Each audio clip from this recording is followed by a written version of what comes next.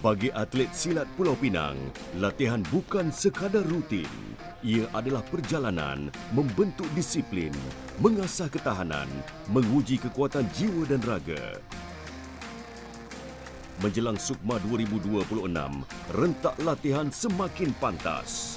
Tiada ruang untuk berpuas hati, tiada ruang untuk mengalah. Hanya fokus yang kekal terarah dan terus menyala. Kerana setiap titisan peluh yang jatuh hari ini adalah langkah menuju kejayaan esok. Saya silat tanding kategori B, kelas B, berat 50 hingga 55. So saya kena kekalkan berat tu antara tengah-tengah. Dia tak boleh kurang, dia tak boleh lebih. Okey. Pemakanan dia tu sebab training sehari 3 sesi. So makan dia tu breakfast, time breakfast sebelum training.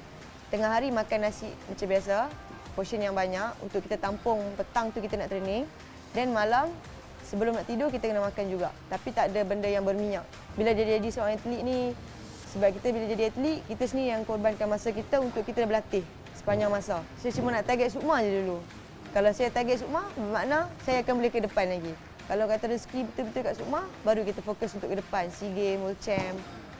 Bagi saya tak akan pernah menyesal dalam umur saya untuk jadi seorang atlet ni. Mungkin ni pengalaman besar saya lah untuk bila saya besar nanti saya bercerita dekat adik-adik saya pengalaman jadi seorang atlet ni. Saya mengharapkan saya akan buat sehabis baik untuk banggakan kedua ibu bapa saya, coach dan untuk mengharumkan nama negeri Pulau Pinang. All the best kepada semua atlet Sukma yang mewakili Pulau Pinang pada tahun 2026 ni.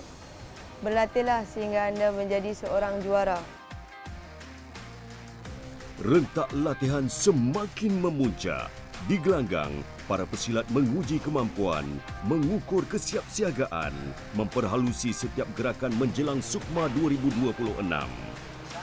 Pesilat lelaki beradu sesama sendiri. Pesilat wanita turut mempamer ketangkasan.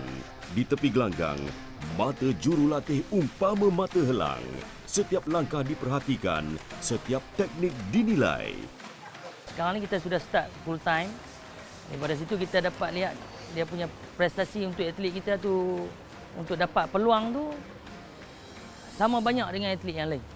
So dia kalau dia mahu untuk dia main ke tahap ni, dia kena korban masa remaja dah. So dia komitmen, disiplin, kan? Baru dia boleh capai yang apa yang dia nampak tu. Sekiranya kecederaan tu kita dapat pada peringkat awal, dia boleh mengganggu mental atlet tu. Sekiranya dia masuk final, dia akan mengganggu mental. Untuk mengelak daripada kecederaan tu, atlet tu perlu jadi bijak. Maksudnya dia kena bermain dengan bijak. Kadang benda ni pun kita tak jangka. Kadang dalam latihan pun benda tu berlaku juga.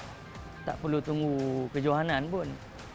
So kita sedang mempersiapkan mental, fizikal. InsyaAllah saya rasa dengan semangat yang atlet saya bagi, kita boleh capai kejayaan di Sukma Selangor 2026.